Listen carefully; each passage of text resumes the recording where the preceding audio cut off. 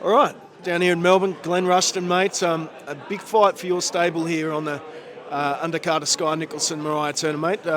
You excited for this fight, Andrew Hunt? Absolutely. This is a huge fight, and regardless, Andrew is the favourite, but you've got to look at things. For example, in his most recent fight, Ben fought at super middleweight. The fight before that, he fought at cruiserweight.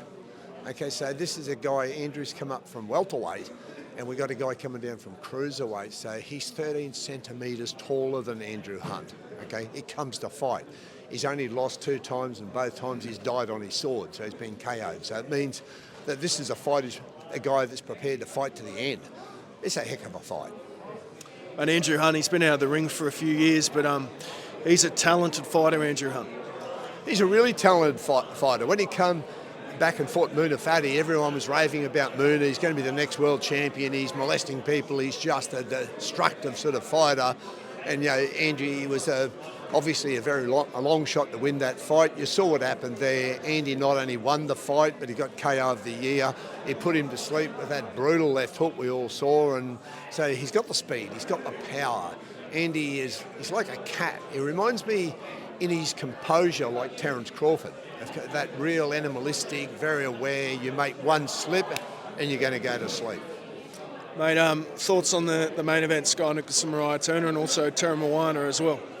Yeah, look, I'm excited. I've always been a huge fan of Teremoana. I think he's an amazing fighter. I mean, to have 10 fights and put 8 of them away in the first round, the other 2 in the second round, not many fighters can do that. We saw Mike Tyson here at a KO percentage in his first round of around 44%. But I don't think, since Mike Tyson, I've seen someone who puts people away so fast. So you could do a highlight reel of Teremoana's fights in a couple of minutes. He just puts people away and he puts them away quick. What about the Australian scene more broadly, mate? Who you sort of got your eye on, not just at the top, but also the under sort of grassroots as well? Look, one of my fighters made his pro debut the other night, Suleiman Gusha, and he is an exciting talent, been with me since he's 15, since his first punch, so in 5 years, he has just got it all. He can fight from both stances, he's got knockout power, he's got speed, he's got charisma, he is just a personality, and I know what he can do. He did 6 rounds with Joel Camilleri not long ago sparring. It was a great spar. He is one of the real emerging talents, and I predict he will go all the way and be a world champion. So he is a huge emerging talent. And you mentioned Sky, of course, who's a main event on Wednesday night. Like, she did awesome things in the amateurs, and now she's featuring a card. So, great to see that happening as well. Good to see women's boxing so strong in Australia. Some massive news this week involving Tszyu. A switch to Jeff Fenech. He's sort of got rid of his training team again in Pedro Diaz and opted for Jeff Fenech, mate. Your thoughts on that? Look, Tim's just got to get it right this time. No more mistakes, too many shifts and changes of late. He needs, actually only just spoke with Jeff the other day, so he just needs to get it right now. He's got to settle down with whoever that is. If it's Jeff that he's going to do it with, great. Settle in, stay grounded.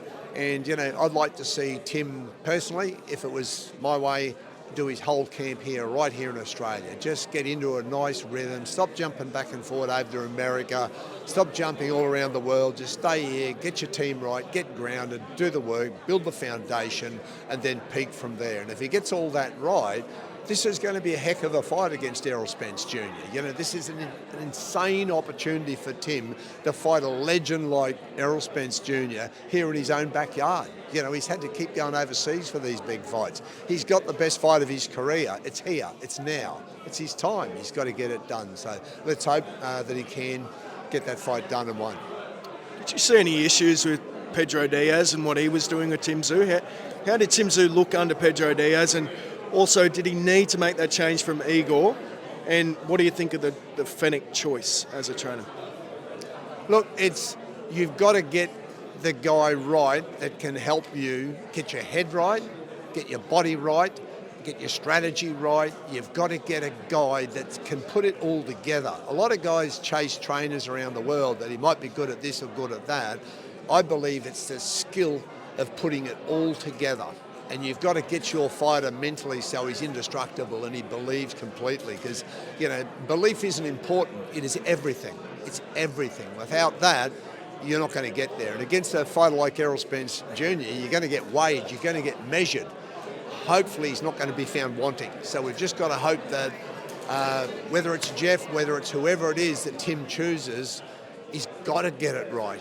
This is no second chances now. At his age now and at this stage of his career, after a few bad losses, this time he's got to get it right. So my advice would be forget the American trainers, stay home. Stay home. We don't need it. I proved it with Jeff Horn. Everyone was saying you've got to go and train in America with all this. I said, no, we got everything we need right here. And I trained him at my home gym where Jeff's trained from his first punch.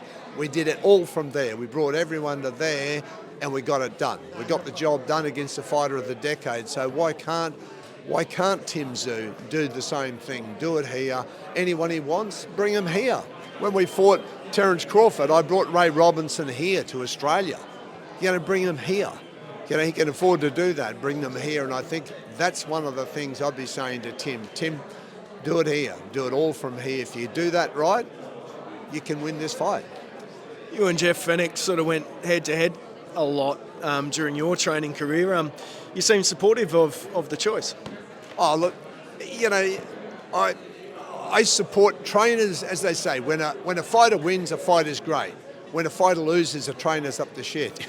Okay, so that's unfortunately the way it is.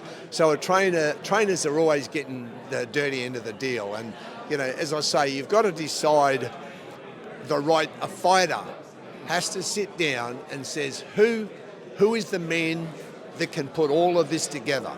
I said the same thing to Dennis Hogan. He was running around the world and training in Miami and all this. I said, no, Dennis, you want to do it, you want to train with me, we're going to do it my way. So I trained him my way, and you saw what we did. In a few fights, I got Dennis ready from where he was nobody to basically down to, you know, we won the fight, we didn't get the decision. In Mexico, we went down there and we won that fight. We just didn't get the decision. So it is possible. You got to get it right.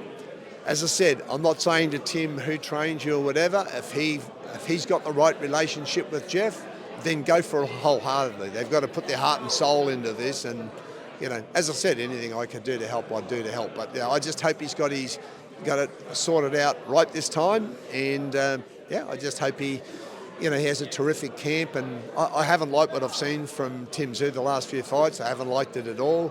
I felt that after he had the win against Ocampo and Harrison, he got careless. He just started thinking he'd just walk in and knock people out, you know, and as Mertzaliev said, I didn't have to go looking for him. He just basically walked in and to me it just was very careless. It was disrespectful of your opponent, and that's always dangerous.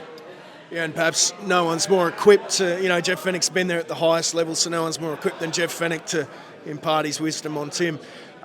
Mate, Michael Zarafa, he's been talking a bit about Chris Eubank fights. What do you make of those comments, and how would a fight like that play out if it was to sort of take place, if it was to happen? Well, if that fight takes place, it's a great fight. Chris Eubank Jr.'s getting on. Okay, we know that.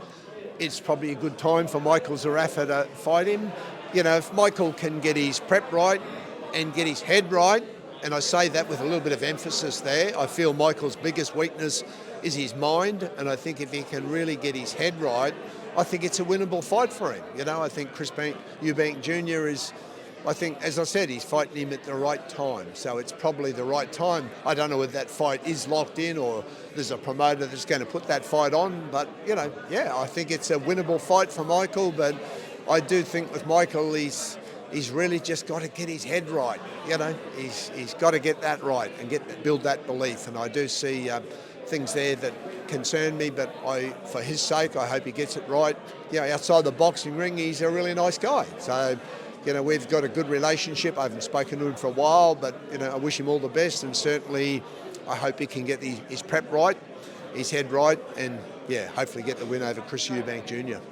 The last one for you, mate. Tszyu Opetaia got stripped of his IBF title a couple of months ago now, mate. Any thoughts on that situation, and, where does Tszyu go from here? Oh, look, Tszyu, the way I look at Tszyu, he is a super talent. All of his career since he was about 16 years of age. I've always, he went to the Olympics with Jeff in 2012. He's a super talent, Jai Opetaia, and I think he's going to land on his feet. Cream always rises to the top in boxing, and he is the cream, so he will rise to the top. He's just got to stay grounded, and the belts will work themselves out. You know, people want to see the best against the best, and I'd love to see Jai unify the cruiserweight division. I'd love to see him do that and then move up to the heavyweights, because our heavyweight division in the world is just stacked at the moment. So I'd love to see him in there mixing it with the dinosaurs. But he's got to get through, get this unification bout done. Whoever puts it on, forget the belts will come. Just somebody's got to say, this is the fight the world wants to see. So let's get it on. Let's make it happen. As Terence Crawford said, if the money's right, we do the fight. Make the money right. The world wants to see that fight against Ramirez. So get it on, unify it, and then let's get him up into the heavyweights. Nice one, mate. Appreciate your time. Always welcome, Jai. Great chatting again.